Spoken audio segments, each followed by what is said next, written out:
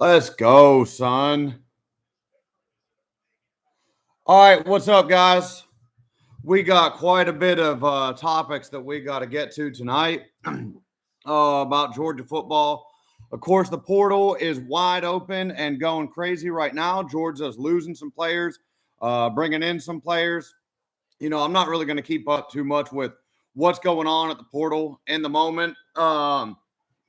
My thing, as far as all that stuff goes, man, is once these kids get on campus and they go out there and they're actually wearing that G and they go out there and they start making plays for Georgia, I will be all in for those guys. Like once you're on the field and I see you out there making plays for UGA, I'm all in for you. But the recruiting, the following the portal, man, it's too much, man. It's too much. And there's no guarantee that these recruits or these kids coming in the portal, there's no guarantee that they'll ever play a single down for Georgia, a single down. And in my opinion, like it's just too much for me to keep up with. Like I just want to watch the football that's on the field. I want to watch the players that want to be at Georgia and that are out there making plays for us. Like I don't have time to sit here and keep up with these hundreds of kids, that are in high school and in the portal. Like once they're signed, once they're in practice, once they're putting in work in Athens, they're in school, they're grinding towards getting better, towards being a contributor on the field for Georgia. I'm all about that. I'm all about that. But following them prior to and leading up to doing any of that, that I'm not about. Like I just don't like it. There's too much. There's been too many times where Georgia has been leading in recruiting the entire time. Since the kid was, I'm going to talk about Justice Terry. We were the first one to offer this kid when he was in 8th grade. 8th freaking grade. Georgia offers this kid a scholarship. Georgia is leading in his recruitment the entire 5 years.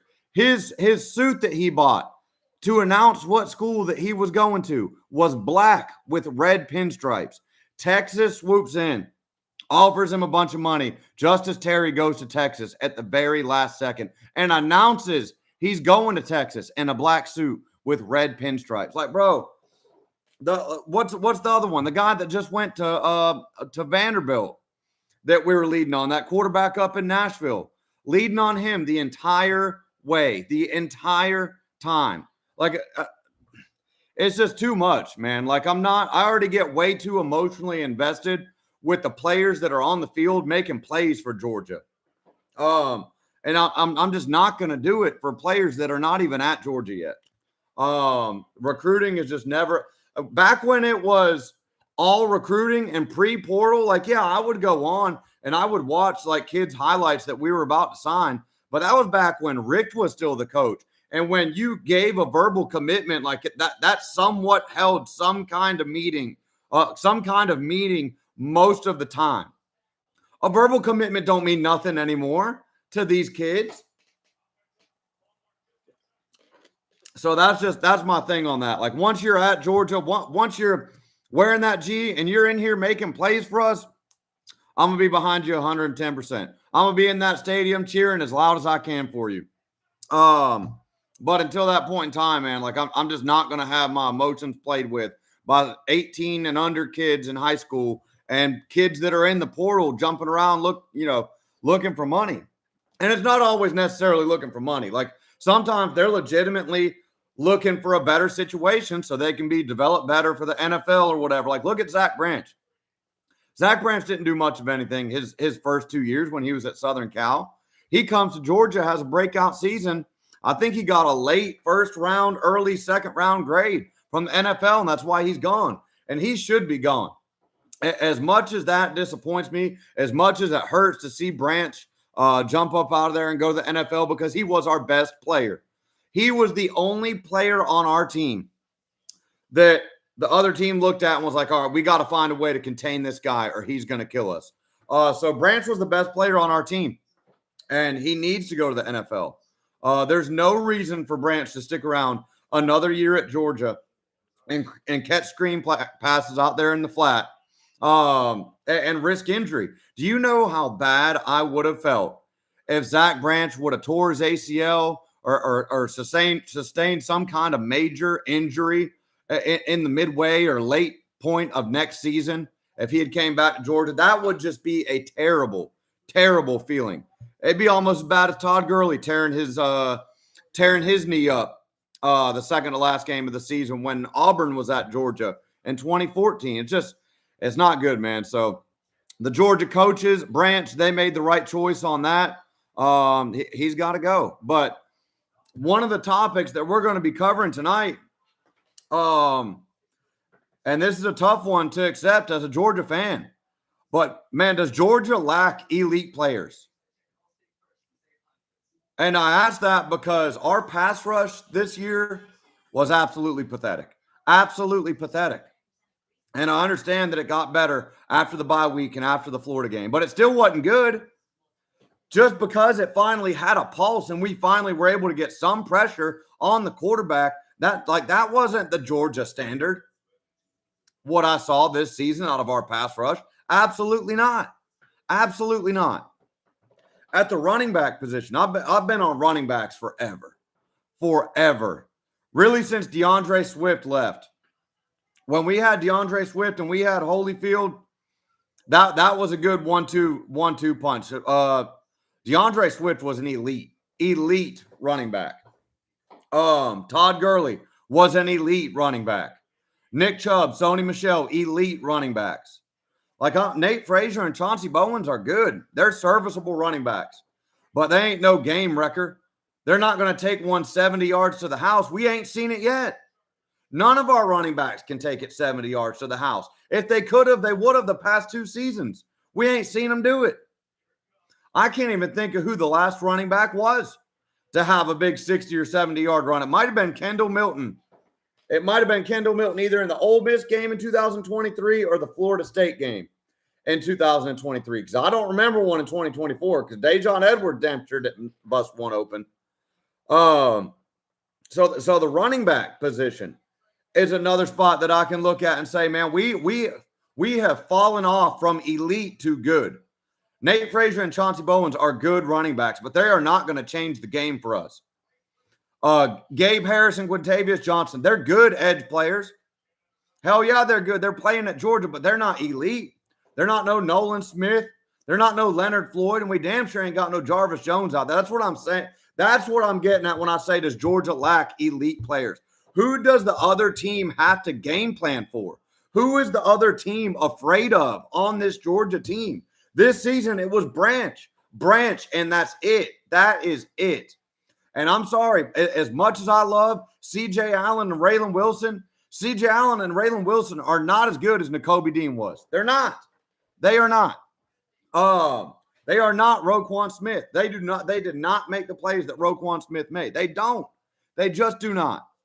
So the edge rusher, the outside linebacker, the inside linebacker, the running back. A lot of people were on safeties this season talking about Ja'Cory Thomas. And to be honest, man, anybody trying to replace a Malachi Starks, that's going to be difficult because Malachi Starks and Dan Jackson were both damn good safeties for Georgia. Damn good safeties for Georgia. And we had KJ step into one of those roles. KJ's a good player. KJ had a good season. But even with KJ, like there wasn't no, game-stopping, Javon Bullard type hits. There weren't any big major interceptions out of KJ this year that changed games. The cornerbacks, talking about, we got first-round corners. We got first-round corners. Dalen Everett made some plays in big games, but Dalen Everett wasn't no shutdown corner, a Kamari Lassiter or anything like that. And I understand that it's tough because now that this portal thing is wide open, you can't build the depth that you once had. But that's one thing that has showed up for me looking at this team the past 2 seasons, that once Brock Bowers departed, there was nobody really on this roster that terrified other teams. And that's got to be fixed, man. The edge rusher thing, I don't know how you can watch NFL games or the NFL players and not understand the importance of edge rush. Because damn near every single NFL game comes down and it's a one-possession game. And if you've got an elite pass rush, elite edge rushers, they can get home and end the game and get you that win. If you don't have an elite pass rush, if your pass rushers don't get home, more times than not, the opposing team's quarterback is going to carve you up, drive down the field, and kick that game-winning field goal or score that game-winning touchdown. The pass rush is so vitally important. And Georgia's got to get better at those spots. Georgia has got to get better at those spots. Running back, I think Frazier and Bowens will both be back. There's been a lot of talk, a lot of rumors, about Nate Frazier possibly hitting the portal, and then later on, Chauncey Bowens possibly hitting the portal. I don't know for sure that they'll be back. But just based off of everything I've ever heard Nate Frazier or Chauncey Bowens say, I just can't imagine them wanting to leave. I've watched a lot of content following Nate Frazier from the time that he was in high school all the way up until now. And he loves Georgia, loves being in Athens. It's important to him. And you can tell in every post-game interview that he did this season that he loves Georgia. He wants to be there. He wants to win. Now, he's got to get paid, and I think Georgia will pay him. I think Georgia's going to make that right. Nate has worked his ass off, has been a damn good dog, a damn good football player, and has given us everything he could, 110% for 2 seasons at Georgia. I think he was our leading rusher, back-to-back seasons now? And he did improve from his freshman year to this season.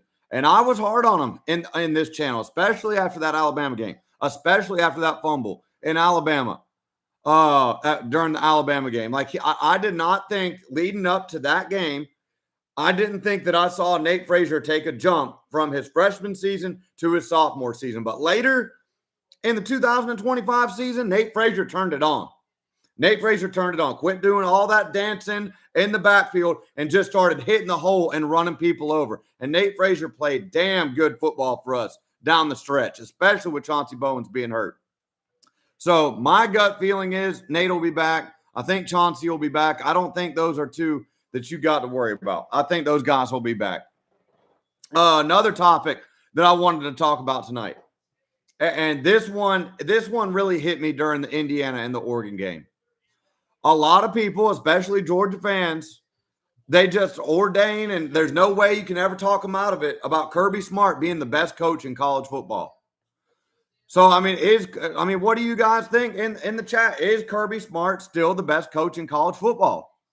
Because based off of what I've watched Indiana do this season and the way that they handled Oregon, I can't say with confidence that he is. I watched Indiana play a perfect football game against the Oregon Ducks, a damn good team with a damn good coach that coached at Georgia, knows how to coach elite defenses. And that game was a blowout. It was never close. I knew from the pick 6 that game was going to be a blowout. And it was. And Indiana's players are so – this is the main thing that stuck out to me. Watching the Georgia versus Ole Miss game and then watching the Oregon-Indiana game. Georgia's running trick plays. Georgia's having to do fake punts to stay in the game with Ole Miss. Georgia's having to run the punt team out, act like they're going to punt, run the punt team off the field, run the entire offense back on the field, having to do hard counts all throughout the season, trying to get teams to jump on 4th and short, which you're supposed to do. But, man, the amount of times Georgia had to run a fake punt this season, that Georgia had to run a fake play this season, that Georgia had to go for it on 4th down because they didn't get it on 3rd this season. I didn't see Indiana have to do none of that. No trick plays, no fake punts, no trying to get a cheap one on 4th down with the hard count.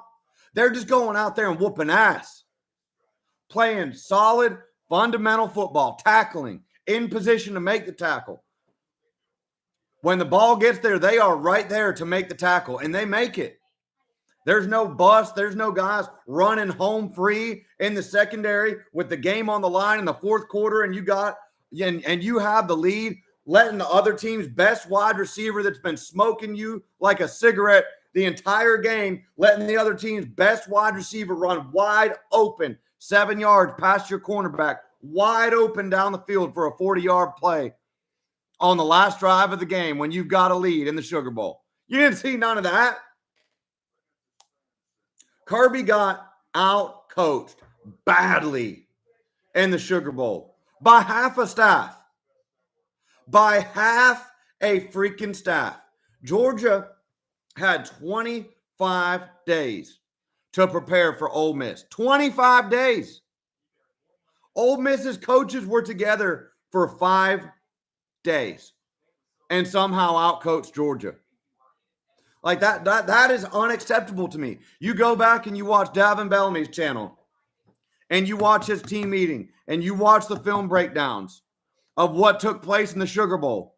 We couldn't even get lined up on defense. Couldn't even get lined up on defense with 25 days to prepare when the other team had 5 days to prepare. You are so confused on defense. You can't even put your hand in the dirt. You don't even know what the play call is when Ole Miss is snapping the ball. How are you possibly that unprepared to play a football game after 25 days? And this isn't the first time we saw it. We saw it last year against Notre Dame too. Got out coached in the Notre Dame game. Another one I can think of right off the bat, was the one in Sanford Stadium this year against Alabama. Georgia got out coached. Bama scores on their first 3 drives, 14 plays, 14 play drives, marching right down the field, picking apart our defense. Same thing there. Can't get lined up. Don't know what the play is. Hands not in the dirt when the ball is snapped. We got guys blitzing, running into each other, knocking each other down on our blitz packages. Got out coached in that game too. Yeah, you avenged it later in the season. And yes, that was my favorite win that I have ever experienced as a Georgia Bulldogs fan, was that 2025 SEC championship game against Alabama. Because 1 is against Alabama and they beat us early in the year. 2, we had never beaten Alabama in an SEC championship game before, ever in my lifetime. Played them a whole bunch of dog. I think we played them, 6 times? 5 or 6 times? And we were 0-6, 0-5, something like that in Atlanta. In Georgia's state capital. Alabama owned Atlanta, Georgia against us. That was embarrassing. That was hard to deal with, hard to grasp for a lot of years. So Georgia finally able to get that win this season in the SEC championship in Atlanta. That game meant everything to me. Everything to me. From that point on, our season was a success. We're sitting here. Y'all are listening to a lot of complaining from me right now, but these are questions that I got to ask, because this is stuff that I've been noticing for a long time. But this season was not all bad. Hell, they exceeded my expectations this year. I picked them to go 10-2 in the regular season and lose to Auburn. And I honestly, I didn't think Georgia was winning the SEC this year. I think I picked Alabama to win the SEC this year. So, but this is stuff that I think about when I watch Georgia games or when I watch other teams play. I'm always watching what other people are doing. I love watching good football. And in 2022, Georgia was playing damn near perfect football. We had damn good players. We had way better players than the other teams that we played in 2022. And it was noticeable. Interior defensive line, edge rushers, cornerbacks, safeties, linebackers. There wasn't a weak spot on the field. What's up, DSA and 225? I'm glad y'all came in. The chat has been quiet tonight. Nobody wanted to chime in, so I'm glad y'all are here. I'm sitting here. We're talking about how much it meant to me and all of Dog Nation, really, that Georgia was finally able to get one against Alabama in Atlanta. And what a house of horrors Atlanta, Georgia had been for the SEC championship game against Alabama. 0-5. I think it was 5. I think it was 0-5 in SEC championship games until this year. I'm sitting here doing a whole lot of complaining on tonight's topics. So I wanted to sit here and give a couple of positives as well. talking about this, the way they're talking about these recruits and transfers seems like this team is revamping like the 22 season. We've got to. We have got to, man, because we are not good enough at certain spots right now.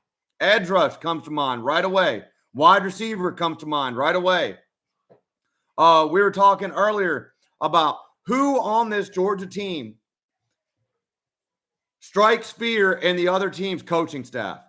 Who does the other team's coaching staff have to game plan for now that Zachariah Branch has gone to the NFL?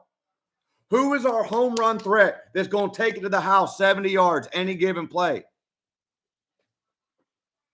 We did get an edge rush out of Auburn, and we did get a corner, and we did get a safety out of Clemson. Yes, they're working on it. But yeah, just to wrap up on this season. Yeah, Georgia did better than I thought they would this season. And for all the people that get on Mike Bobo, y'all, Mike Bobo won 12 freaking games and was a Broyles Award finalist with a first-year starter at quarterback. First-year starter at quarterback. Like that used to be a big deal until recently. Like if it was a quarterback's first year starting, like there was a little bit of grace given. The expectations were tampered down a bit if it was somebody's first year starting. No, I heard there's the safety from Clemson and the corner. There is. We saw the safety from Clemson was first. The first guy we signed in the portal, I believe. And then the corner was either today or yesterday. Yep, that's right. But yeah, guys, so the 2025 season, and I've said this time and time again as well, I enjoyed 2025 so much better than I enjoyed 2024. 2024 was not fun. Was not a fun team to watch. The drops, the play of the offensive line, and really the motivation of the team just wasn't there in 2000. And I'm sorry. As good as Carson Beck looks at Miami, and let's stop right there. Because I see all over the place that people talking about, oh, well, Georgia made the wrong choice. They should have paid Carson Beck his money. They made the wrong choice going with Gunnar Stockton. Y'all, Miami hasn't asked Carson Beck to do anything in this playoff. Miami is playing run the daggone football, play action, short passes here and there, be precise. Don't let Carson put it up in the air for a multiple interception game, and play amazing defense, which they have done. Carson Beck didn't hardly put the ball in the air at all against Texas A&M or Ohio State. He threw it a little bit more in the last game. Who did they just get done playing? Miami. Ole Miss. They let him throw it a little bit more in the Ole Miss game, but Carson ain't been airing the ball out like crazy. UGA need a gunner to get in there. So Ryan can get a shot at some playing time in 2026. Bro, you said something right there that I have been screaming and hollering at the TV about on college football Saturdays since Jake Fromm was the quarterback at Georgia. I don't know why Kirby does this, but why do we not get up on inferior teams and blow inferior teams out and get the backup in there, get him some work? I've been watching that forever. We sit there and we play with our food and piddle around with teams like Marshall, with teams like Austin Peay, with teams like Nicholls State, with teams like Kentucky. And for the years that we've been weak in our passing game, which there's a lot more of them than I'd like to remember, where we've got no downfield passing attack whatsoever. Do we work on it against the inferior opponents that we play? No, never. Never in the Kirby Smart era.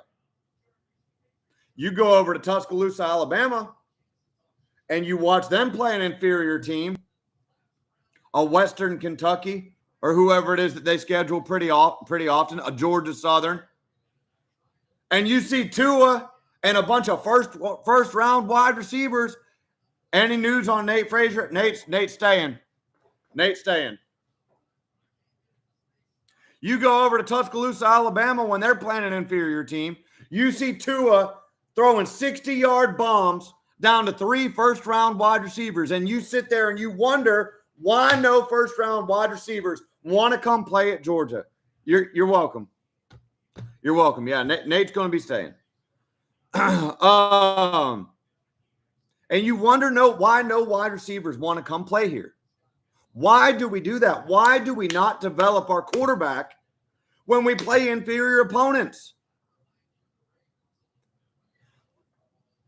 And it's not like we're killing it in the run game late in the fourth quarter of these games either. It's like we play with our food.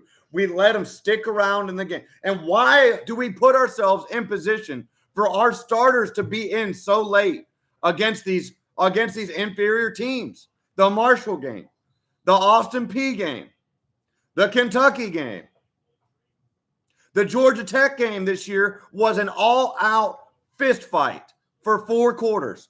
For 4 quarters, and it shouldn't have been.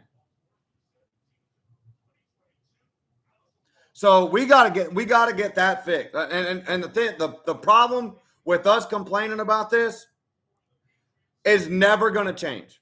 Kirby is not going to change his late third quarter and fourth quarter game philosophies against these inferior teams. He is never going to do it. What you have seen out of Kirby Smart as a coach from the time that he got here until now is what you're going to continue to get.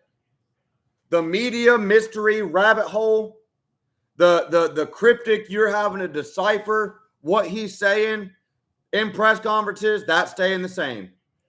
The injury, the Kirby Smart injury rabbit hole, where you've got to sit there and wonder and guess how injured a player actually is the entire season, that's going to stay the same.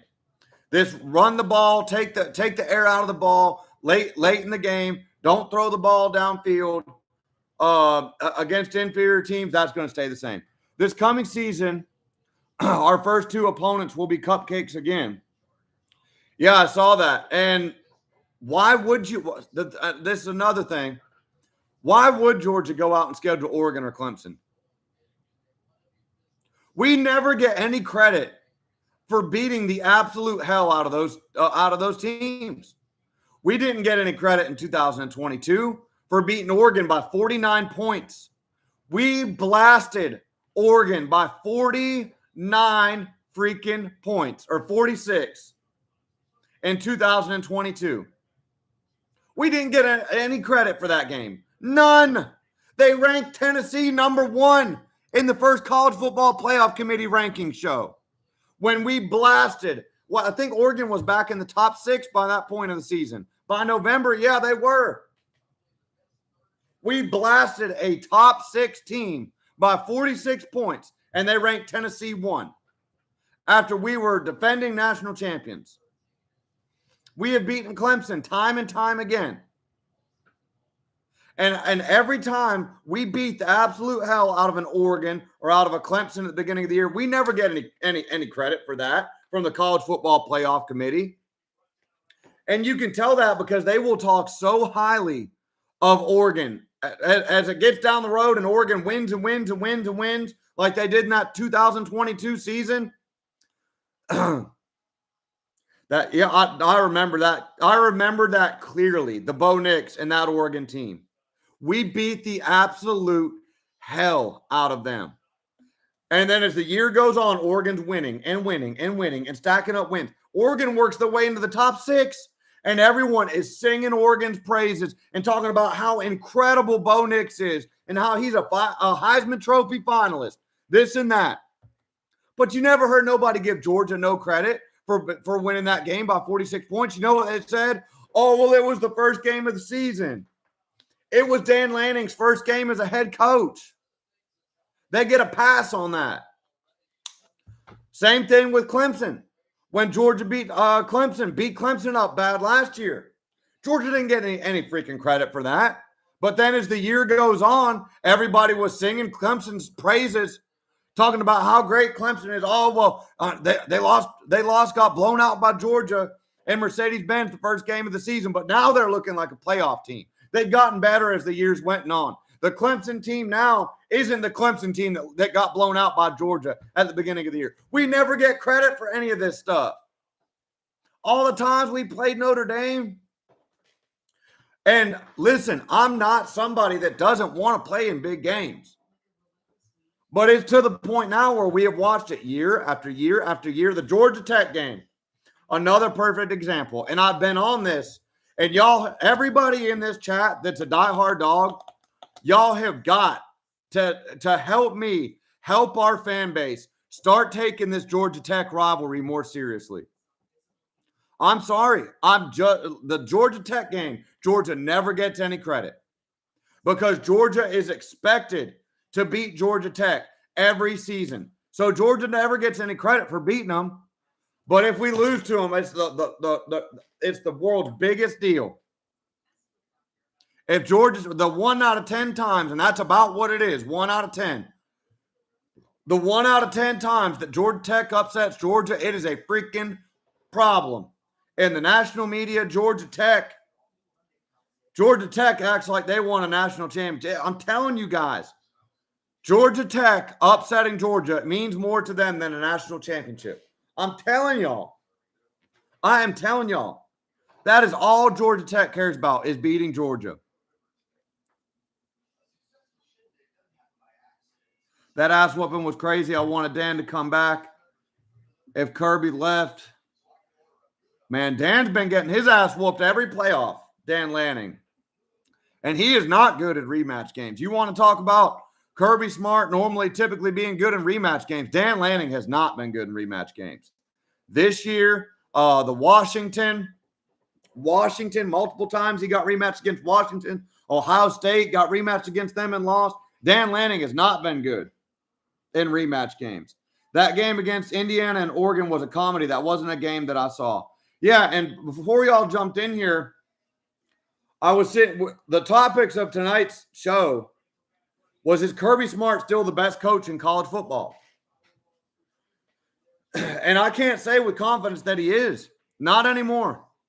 Not after what I saw against Ole Miss. Not after what I saw in Sanford Stadium against Alabama. Not after what I saw last year against Notre Dame. Not after what I saw last year on the road in Tuscaloosa. Dog, those were all embarrassing performances as far as coaching went. Let's take them game by game. Game by game, what I just said. The Ole Miss game. Georgia had 25 days to prepare. Ole Miss's coaching staff, what was left of it, had 5 days to prepare. And Georgia got freaking out-coached. Couldn't even get lined up on defense when the ball was getting snapped. And 225 was the one that told me to go watch Davin Bellamy's film breakdown and team meeting about that game. And Bellamy was right. We can't even get lined up on defense after having 25 days to prepare. We don't know what the play is. We can't put our hand down in the dirt. We can't get into daggum. We can't get lined up before the ball snapped against Ole Miss. Oregon only seems to show up when it's time to sport a new uniform. They come up with something different every year, don't they? Oregon, I like that, though, about Oregon. I mean, people make too big of a deal about it, man. Like, if you've got a cool uniform and you want to wear it, wear it. Like, it doesn't matter what you wear. It doesn't matter what you wear. I like the red the best, but Georgia got some other good uniforms that they could wear that they refuse to wear. And the recruits like it. The players like it. The fans like it. The players' parents like it. The only one who don't like it's Kirby. It's a distraction. But coaching, going back to the coaching. So in Ole Miss, we got out coached by half of the staff when they had 5 days to prepare. And we had 25 days to prepare. What was the next one? At home against Alabama. Alabama comes out and scores touchdowns on their first 3 drives. 14 play drives. Converting on every freaking third down. Same thing. Georgia can't get lined up. Players are running into each other on our blitz packages. Ty Simpson absolutely picks us apart. And we don't adjust until the second half. Got out coached got out prepared. You had a bye week. Alabama had a bye week. They came out ready to play, got up on us 21-7. We were not ready to play. Again against Bama, not ready to play. You go back to the Notre Dame game. Gave up kickoff return out of halftime. When Notre Dame had all the freaking momentum in that game. I'm sitting there on the live stream that I was doing on my Facebook at the time, screaming at my TV. We cannot give up a kick return. We have got to come out here and dominate this first 4 minutes of the second half. We had given up a touchdown, a strip sack fumble, and a touchdown to Notre Dame to close the half out. Notre Dame had all the momentum. Georgia had to somehow seize it back. What do? Coming out of half, we give a kickoff return for a touchdown. We get formation out of one of our timeouts and give Notre Dame get formation out of a timeout and give up a first down to Notre Dame on a 4th and 2. That's where Kirby Smart learned the whole run the punt team on, line up like you're going to punt. Don't punt, run the whole punt team off, run the offense back on, and try and get the other team to jump off sides or get them to spend a timeout. That's where he learned that from, was Marcus Freeman. We got out coached in that one. And going back to the game in Tuscaloosa in 2024, man, what were they up on us, 28-zip in the first quarter?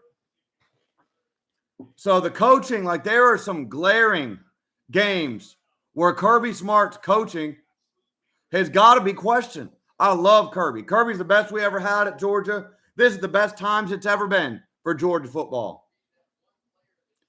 But I can't go along with this. He is the best coach in college football narrative anymore after this season.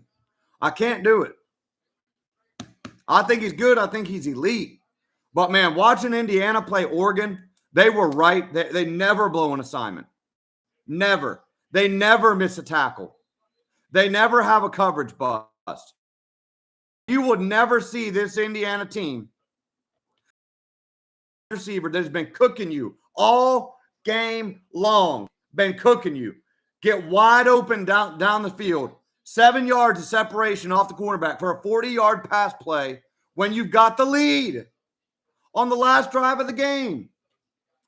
Even in goal line situation, we couldn't get that right. Miami, Carson Beck runs it in for the game winner. Make it make sense. Miami would have demolished us. I'm glad we lost to Ole Miss. Miami would have demolished us, y'all.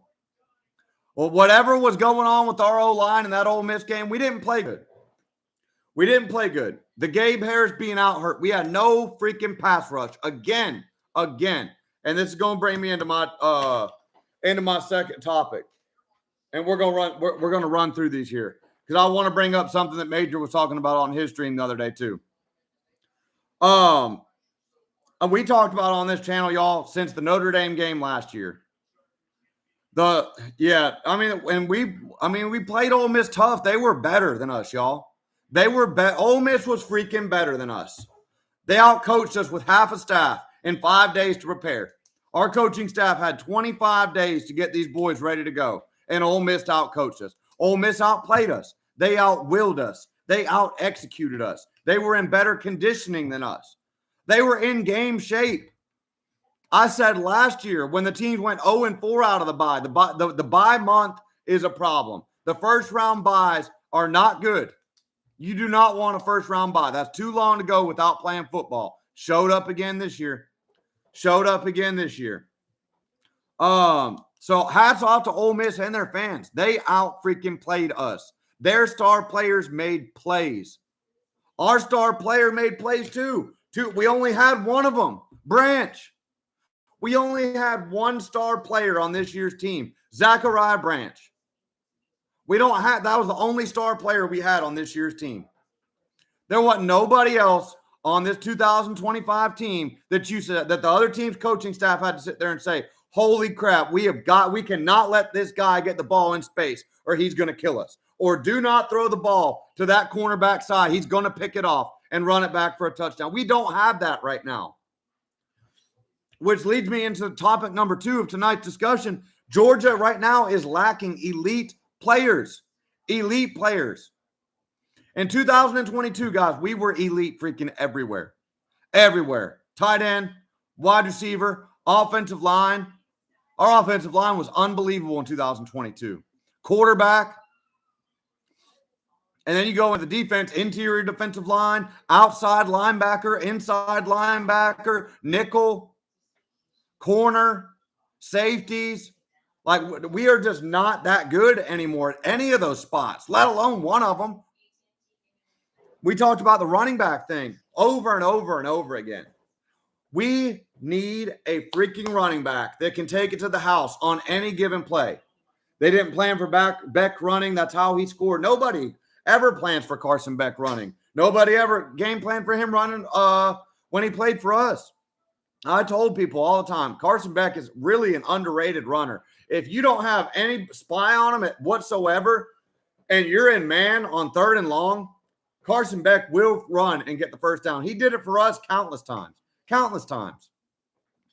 But guys, we've got to get a running back that can take it to the house 70 yards. We have got to get some wide receivers that can catch the ball deep downfield.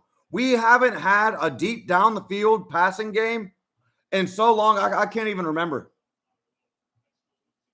I mean, you talk about Bowers. I can remember McConkey getting people on a couple of double moves. But even Pickens, they didn't throw the ball deep down the field to Pickens. I can't even remember who our last consistent deep ball threat. I don't even remember a wide receiver that's ever been that for us. Ever. AJ Green, I sincerely cannot remember the last deep down, consistent now. Consistent. Don't give me one play. I cannot remember our last consistent deep down the field pass catcher. Even Bowers. I mean, you weren't going to run Bowers on a go route. He had a lot of long receptions in his UGA career, but he was never a go route type guy. But we have got to be able to stretch the field vertically, or other teams' defenses can just choke the absolute shit out of us. We're sitting there relying on Zach Branch to break open a bubble screen all season long.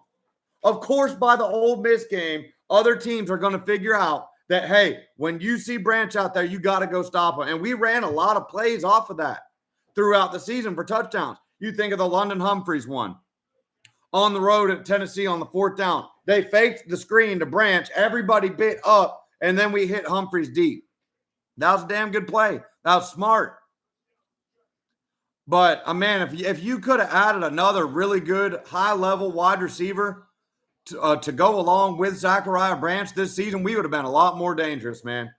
A lot more dangerous. Because when you guys see that we're in the thick of it late in the 4th quarter in that Sugar Bowl, our offense looked like we had a boa constrictor, a freaking python wrapped around us. And we were just choking. They were just choking the life out of us. Because they knew all they had to do was take away Branch, and nobody else could beat them in the passing game. And this has gone on at Georgia ever since I've been watching Georgia football. So that's another position that's got to get fixed. And then pass rush, man.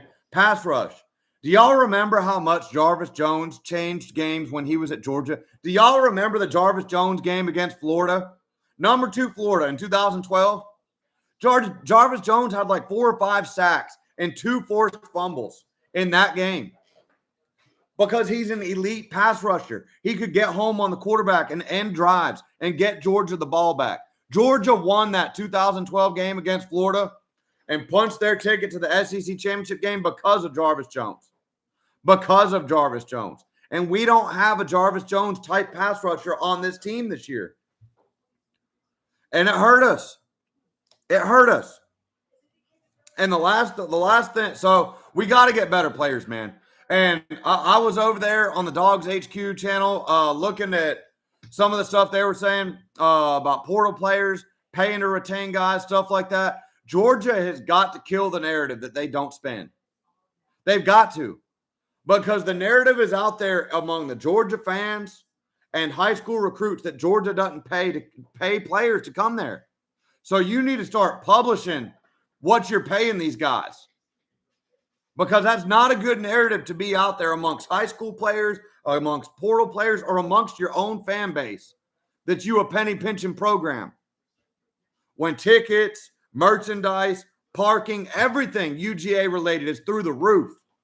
The few times Gunner would try and stretch it, he would overthrow or throw a pick that was few and far between.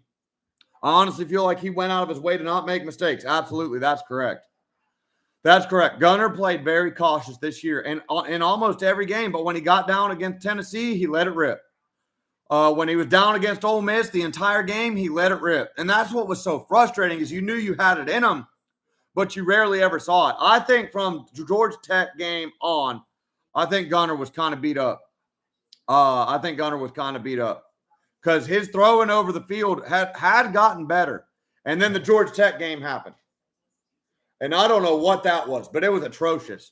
It was atrocious football, the Georgia Tech game, our offense was. And then he just didn't look as crisp against Ole Miss either. So my personal opinion is I think he got banged up towards the end of the season because he just didn't look right, didn't look like himself towards the end of the year. This is another thing too, y'all. We were talking about this over on Major's channel the other night. Man, the Georgia fans running their quarterbacks out of town. Coaches too. Like the narrative out there about Georgia being cheap and not spending to get players, that we got to kill that. Georgia's got to put out what they're paying these guys to kill that narrative. Like it's bad. It's a problem, and it's a problem amongst your own fan base, and it's making the fan base resent the football program because the fan base is sitting here thinking, we're giving this football program all this freaking money. Ticket prices are through the roof. Merchandise is through the roof. How do we not have money to go out here and pay these guys? How do we not have money to go out here and sign an elite pass rusher? Why are we not trying to get these guys? So that narrative, UGA's got to kill that narrative, and they've got the power to do it. They just got to do it. But man, as far as the fans go, we were talking about this on another channel the other night. Georgia does have a problem with how it treats its quarterbacks and its coaches. I can go all the way back to when Georgia had Aaron Murray, and Aaron Murray is sitting there breaking every single freaking SEC record known to man besides rushing. Every single one of them, y'all. And for 3 straight seasons, the Georgia fans wanted to run Murray. We're praying to God he was going to go to the NFL his junior season. He comes back his senior season, lights it up again. But, of course, any little thing that goes wrong, any problem with the offense whatsoever, Georgia fans were on fire about Mike Bobo and Aaron Murray that year too. Could not wait for Aaron Murray to leave, talking about how amazing Hudson Mason was going to be, how it needed to be the Hudson Mason era, and how Aaron Murray needed to go ahead and get gone because he was holding Georgia back. Hudson Mason comes in the next year, y'all. He could not throw the ball to the first down marker. And I'm not joking. Couldn't throw it to the freaking first down marker. I can think of another one, Jake Fromm. Georgia fans done ran Jake Fromm out of town, booed him off the field. His last home game at Georgia. Ran him out of town. Stetson Bennett. I had mixed thoughts on Murray. Murray was damn good, man. I'd take Murray back right now. I'd take Murray back over Gunner. You want to talk about deep ball? Aaron Murray threw a beautiful deep ball. He was a damn good quarterback for us, man. Who are we just talking about? Stetson. Georgia fans hated Stetson. He wins a national championship for us. People are telling him he needs to just go ahead and retire. Georgia fans were legitimately mad when Stetson Bennett came back after winning a national championship, talking about he's going to hold Georgia back. If Georgia don't win another one, it's going to be because of Stetson Bennett. And then Stetson Bennett plays elite in 2022. So those are just some thoughts that I've had, man, really since the Ole Miss game. Like, we got to treat our quarterbacks better. The whole Mike Bobo thing, it doesn't matter what I say because the fans that hate him are going to hate him regardless of what I say or what I feel like. Mike Bobo, it just is what it is amongst Georgia fans. I think he did a good job this year. I really do. In 2024, his players couldn't catch the freaking ball. We didn't have not a single elite wide receiver in 2024. So catching the ball made a difference. The run game made a difference. And y'all, Like, we've got to give the coaching staff some credit for that turnaround that we saw on offense from the 2024 season. We couldn't run it, and we couldn't catch it. We come out this season, we were able to run the ball, and we definitely caught the ball a hell of a lot better than we did in the 2024 season. Like I said, 2025 was so much better to watch, so much more enjoyable to watch than 2024. 2024 was a miserable college football season to watch. And then we'll end on this, guys. The Georgia Tech thing. We've got to start taking the Georgia Tech rivalry game more serious. You want to know what a bad feeling is? Go ahead and lose to freaking Georgia Tech. From, in my opinion, his last year, he regressed. I agree. I haven't even read it all, and I agree. But he wasn't awful. Bobo is going to forever be judged off the Rick years, and I've said that for years. Yeah, Bobo is what he is in the minds of Georgia fans. And it's really like a cheap talking point, too. Like, if y'all have noticed amongst Georgia fans, once something catches fire, it's like a tumbleweed lighting on fire. It's going to spread so damn fast. Like, once the narrative is out there, it's sticking. It's not changing. And I can lead you to Georgia don't spend money on portal players. Or Georgia don't pay their players. Or Georgia don't pay high school kids. That narrative's out there. And it is erupted like the California wildfires. And now you can't even daggone put it out. The fan base is convinced that you don't spend money on portal players, that you don't spend money on elite high school talent. They think that's why we lost Justice Terry. Bennett, yeah, that one got me mad. He got us 2 national championships. And what I liked about Stetson, he lets you know the entire time. Y'all remember when he showed up freaking drunk to the ceremony in the Them Dogs is Hell t-shirt, hammered drunk. And he gets up on stage and is sitting there mumbling and bumbling. And he said that cryptic message about going back and forth with it with the Georgia fans. Stetson Bennett on the stage inside the stadium when he called out the fans in the 2022 national championship celebration in the Them Dogs is Hell shirt. Gets up there and was mumbling and bumbling about, yeah, I went back and forth with the fans in 2019 here.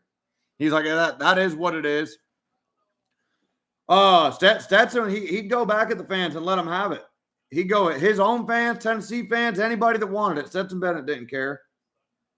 Let's end on this, guys. The Georgia Tech thing. I went to the Georgia Tech game this year in Atlanta. Typically, for the most part, wherever we played Georgia Tech, it's been a Georgia home game. It doesn't matter if we play them at Bobby Dodd or if we play them in Athens, obviously in Athens.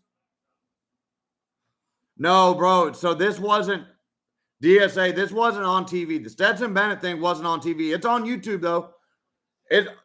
Man, you're going to have to go back. Put in 2022 Georgia Bulldogs football national championship parade.